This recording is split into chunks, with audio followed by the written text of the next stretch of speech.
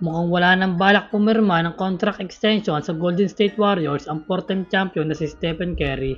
Pero bago yan, grabe ang naging reaksyon ng mga Sixers fans at sa lugar ng Philadelphia dahil sa pagkakalipat ni LeBron James. Nitong nakaraan nga lang ay nilabas na ni LeBron James ang kanyang desisyon at pumirma na ng bagong kontrata dito nga sa team ng 76ers. At hindi nga lang mga fans at buong Philadelphia ang natuwa sa pagkakapili ni LeBron na kanyang sunod na paglalaruan, kundi pati na din ang superstar ng Sixers na si Joel Embiid at Tyrese Maxey ay hindi din makapaniwala na magiging ka-teammate na nila ang scoring leader at 4-time champion na si LeBron James.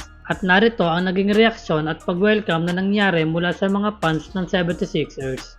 LeBron James! Already looking to transform Philadelphia into the King's Kingdom.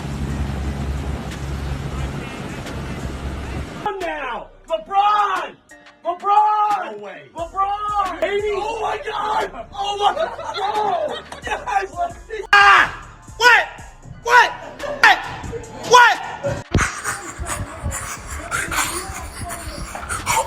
At Stephen Curry mukhang wala nang balak pumirma ng bagong kontrata sa Golden State Warriors dahil sa paghahabol nila kay LeBron James na makuha ito ay hindi nga nagawa ng ibang transaksyon ng management ng Warriors at nakatuon nga lang ang management ng Golden State kay LeBron James. Ngunit mas pinili nga ni LeBron James ang koponan ng 76ers at dahil dyan, ang Warriors nga lang ang walang bagong nakuha sa pamamagitan ng trade o free agency simula na magsimula ang offseason. Mukhang hindi na nga daw nagkakaisa ang management ng Golden State at si Stephen Curry at nawala na nga daw ng tiwala ang front office ng Warriors sa kakayahan nila makipagkompetensya para sa kampyonato sa susunod na season. At ayon pa sa executive ay magiging eligible sa extension si Steph Curry sa August 29 at posibleng ang tumanggi ito at hindi na pumirma ng bagong kontrata sa Golden State Warriors dahil sa kakulangan ng front office ng Warriors na makapagbigay pa ng tulong upang makabalik ulit sa pagiging championship contender.